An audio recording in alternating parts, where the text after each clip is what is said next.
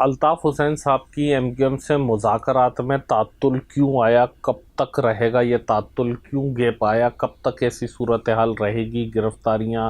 پابندیاں، سختیاں والا سلسلہ، اور کب سے معاملات نارمل ہونا شروع ہوں گے؟ آج میں یہ خبر آپ کے سامنے شیئر کروں گا۔ آپ سے گزارش ہے کہ چینل کو ہمارے لائک کر کے سبسکرائب کریں، بیل آئیکن کو پریس کریں، کمنٹ باکس میں رائے اپنی ضرور دیجیے گا کہ آپ کو پروگرام کیسا لگا۔ بہت شکریہ ذوالفقار علی ببر کی جانب سے۔ السلام علیکم تمام فیملی ممبران کو۔ دیکھیں، ذرائع سے یہ خبر سامنے آ رہی ہے، الطاف حسین صاحب سے بات چیت جو ماضی میں ہو رہی تھی، اس کے بعد اس وقت جو فریز ہو گئی بات چیت، رک گئی بات چیت، اور اس میں تعطل ایک آ گیا، بلکہ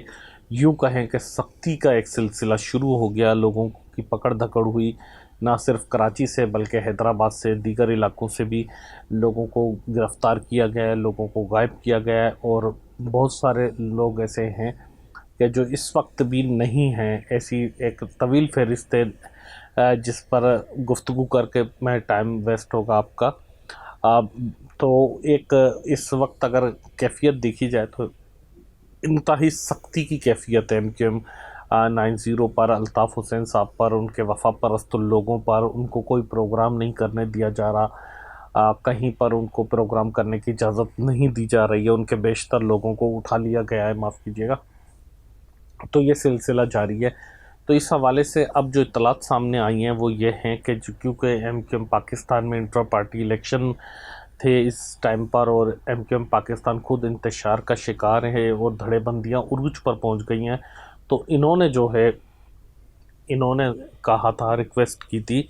کہ کم از کم آپ ادھر ان کو روک دیں، کیونکہ کارکنان کو ہم بڑی مشکل سے جو ہے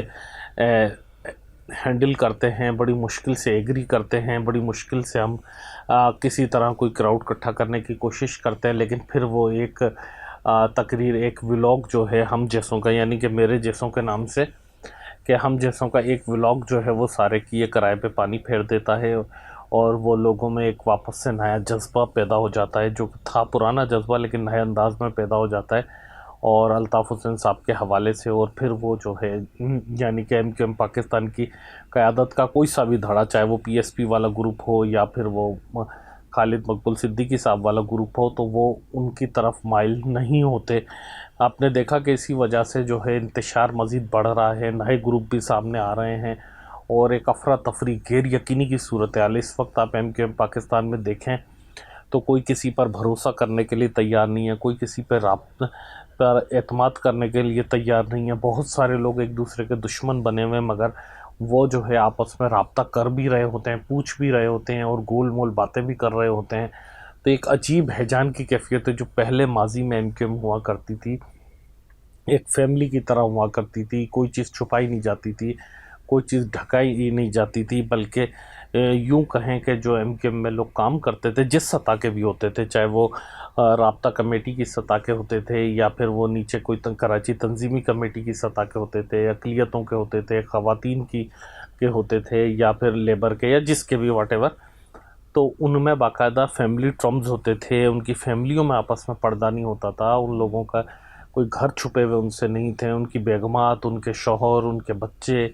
ان کے ایون یہ کہ بہن بھائی سسرال والوں تک کو ایک دوسرے سارے جانتے تھے، آنا جانا ہوتا تھا، پرتکلف ماحول ہوتا تھا، اور ایسے ہی بس ایک دوسرے کے چلے جاتے تھے، آ جاتے تھے۔ لیکن اب جو ہے اس وقت دیکھیں تو کوئی جو ہے ایک دوسرے پر اعتماد کرنے کے لیے تیار نظر نہیں آتا۔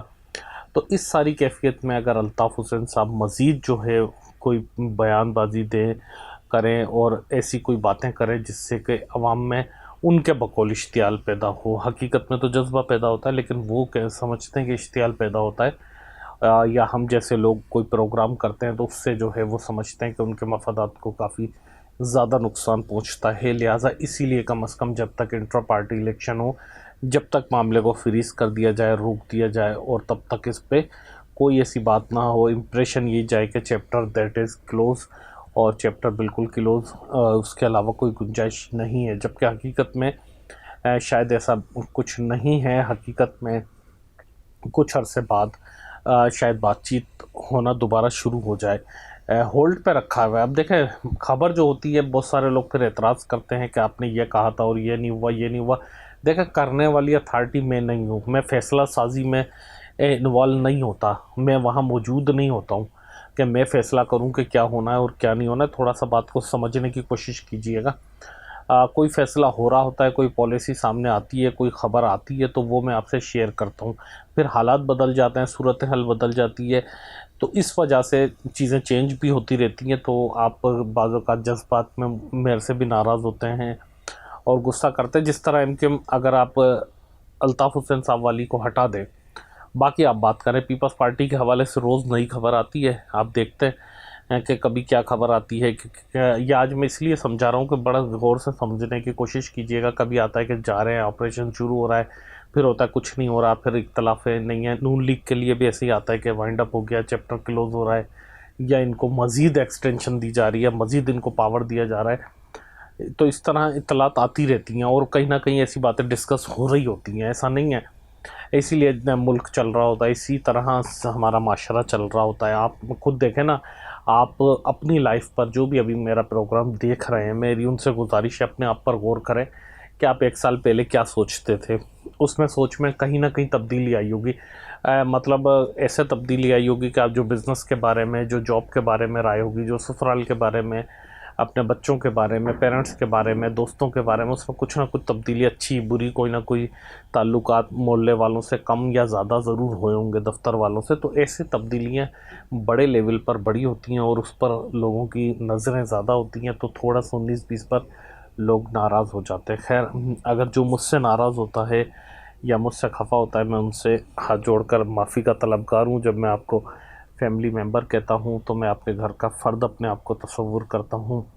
یا میرے گھر کے آپ لوگ فرد ہیں، ہماری ایک فیملی ہے، ڈیجیٹل فیملی ہے، اور میں امید کرتا ہوں کہ میری غلطیاں، کوتاہیاں یا نالائکیوں کو آپ لوگ نظر انداز کریں گے، معاف کریں گے۔ جو مجھ سے بڑے ہیں، مجھ سے چھوٹے ہیں، دیکھنے والے میری بہنیں ہیں، میرے بھائی ہیں، بچے ہیں یا بزرگ ہیں، جو بھی، ان سے یہی گزارش ہوگی کہ نظر انداز کر دیا کریں، معاف کر دیا کریں اپنا سمجھ کر۔ اور جن دوستوں نے ابھی بھی ہمیں فالو نہیں کیا ہے، ان سے گزارش ہے کہ ہمیں فالو بھی کریں اور گھنٹی کا بٹن بھی دبائیں، اور اپنی رائے کمنٹ باکس میں ضرور دیجیے گا کہ آپ اس حوالے سے جتنا بھی اسٹارٹنگ کی میں نے بات کی یا ابھی والی بات کی، کتنا متفق ہیں، کتنا نہیں ہیں، آپ کو پروگرام اچھا لگا، برا لگا یا پھر زیادہ برا لگا۔